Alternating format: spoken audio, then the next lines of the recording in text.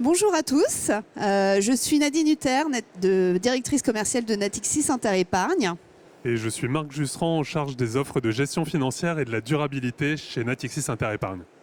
Donc aujourd'hui, on va vous parler comment l'épargne salariale permet de financer l'industrie française, sujet hautement stratégique et pour lesquels Natixis Interépargne et les caisses d'épargne ont grandement à cœur de participer justement au développement de l'industrie française. Alors pour commencer, je vais vous parler de Natixis Interépargne. Nous sommes un leader de l'épargne salariale en France. On accompagne plus de 120 000 entreprises et un salarié sur 4 est client de Natixis Interépargne. On est 580 collaborateurs en France et on a à cœur aussi de développer l'épargne avec un investissement responsable au sein de nos gammes.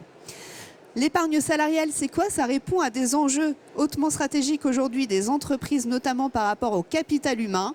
Ça renforce la motivation, la fidélisation des salariés. Ça permet à une entreprise d'être attractive aussi sur le marché. Mais ça répond aussi à des enjeux réglementaires, notamment la loi partage de la valeur, puisqu'aujourd'hui, les entreprises en France ont l'obligation de mettre un dispositif de partage de la valeur dès lors qu'ils ont plus de 11 salariés. Et donc l'épargne salariale, ça représente à peu près 30% de l'épargne des salariés en France. Donc ce n'est pas neutre, ça prend de plus en plus d'ampleur. Et ça permet de répondre à certains enjeux, notamment des salariés, sur leur épargne, sur leur pouvoir d'achat, sur leur projet de vie, mais également d'être davantage impliqués dans les stratégies de développement des entreprises. Et donc au détour de ces dispositifs, on a innové, on a monté des fonds communs de placement spécifiques pour accompagner l'industrie en France et c'est de ce dont Marc va vous parler. Effectivement, merci Nadine. On va vous partager quelques éléments que vous connaissez sûrement et qui aujourd'hui sont au cœur de nos sujets, de nos problématiques. Nous avons fait le constat, et c'est un constat partagé, et on profitera de ce salon pour partager ces éléments, que l'industrie en France pouvait être soutenue et pouvait être accompagnée par le financement, par l'intervention des caisses d'épargne et des financeurs du secteur, mais également cela pouvait avoir du sens de donner la possibilité aux salariés, à travers leur dispositif d'épargne salariale, de pouvoir s'impliquer dans l'industrie, dans le financement de cette industrie et d'avoir, en retenant en plus de critères financiers, des critères extra-financiers liés à l'emploi de ce secteur, de pouvoir s'impliquer sur plusieurs plans. De mettre à disposition une solution qui, bien entendu, aura pour but de faire capitaliser l'épargne, d'être un relais de croissance pour l'épargne de ses salariés, mais également de pouvoir participer à son niveau à la réindustrialisation, c'est-à-dire d'avoir une stratégie qui a cette orientation, qui a cette nature, de pouvoir diriger des capitaux non seulement en France, mais en adressant spécifiquement la thématique de l'industrie manufacturière. Donc lorsque l'on reprend les quelques statistiques, on peut voir que cette industrie et ses 7 millions d'emplois directs et indirects peuvent être soutenus en orientant volontairement, en faisant un choix, donc en s'appuyant sur une gestion active, une gestion proposée par nos soins, afin de pouvoir répondre à cet enjeu de dynamisation du tissu industriel français. Pour rendre cela concret, comment nous faisons ? Nous avons bien entendu l'ambition de se positionner sur l'industrie manufacturière. Nous avons également l'ambition de pouvoir proposer aux salariés un fonds dont la diversification est assurée. Donc bien entendu, ce sera un fonds français, ce sera majoritairement français avec des valeurs françaises, un univers d'investissement et un indice de référence se rapprochant de celui du CAC 40, mais avec une portée qui soit nationale et engagée sur la partie industrie manufacturière, tout en assurant un haut niveau de diversification entre les différents secteurs et les différentes valeurs. Les gérants, et de façon discrétionnaire, pourront adresser et contribuer au développement de différents secteurs d'activité en faisant leur choix dans un panel de valeurs cotées, mais également en apportant une diversification dans le non-coté qui offrira cette possibilité d'atteindre les plus grandes entreprises, bien entendu facteur d'emploi et relais de croissance, mais également de pouvoir couvrir un tissu d'entreprises non cotées, également à la recherche très souvent de financement et d'épargne long terme. Donc les secteurs clés identifiés, il y en a plusieurs, ils répondent derrière à la notion et à la définition d'épargne, à la définition, excusez-moi, du secteur industrie manufacturière, mais au sens le plus large. Et cela permet de diriger justement l'épargne dans une galaxie d'acteurs identifiés et pouvant répondre à ce haut niveau de diversification attendue. Et juste pour compléter ce que tu viens de dire, ça répond aussi aux enjeux en fait, on retrouve dans les entreprises accompagnées par le réseau Caisse d'épargne qui s'investit beaucoup sur les secteurs identifiés dans le cadre de l'industrie.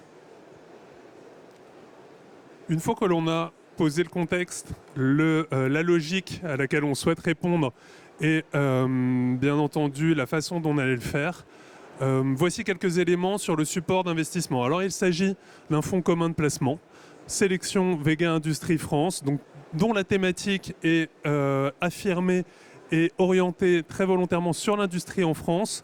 Et cette gestion de conviction, donc laissant la main aux gestionnaires d'actifs, aux gérants, pour retenir les valeurs des secteurs identifiés précédemment, permettront donc d'orienter et de flécher des flux vers les entreprises industrielles françaises, avec ce souhait de participer à la reconstruction de la chaîne de valeur, c'est-à-dire de retenir, en plus des critères financiers habituels, taille de bilan, croissance, développement, stratégie à moyen long terme, d'également d'intégrer des critères extra-financiers liés à l'emploi pour vérifier à tout moment que les entreprises retenues dans le portefeuille soient créatrices d'emplois, avec des indicateurs comme le taux de création d'emplois net, également le pourcentage de féminisation des équipes et d'intégration et d'insertion des jeunes.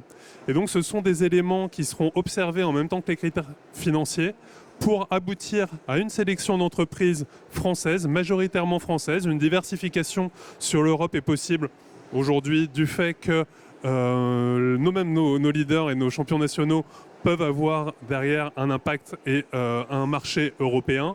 Et bien entendu, ces sociétés françaises européennes seront observées sous l'angle de l'empreinte emploi qu'elles génèrent en France.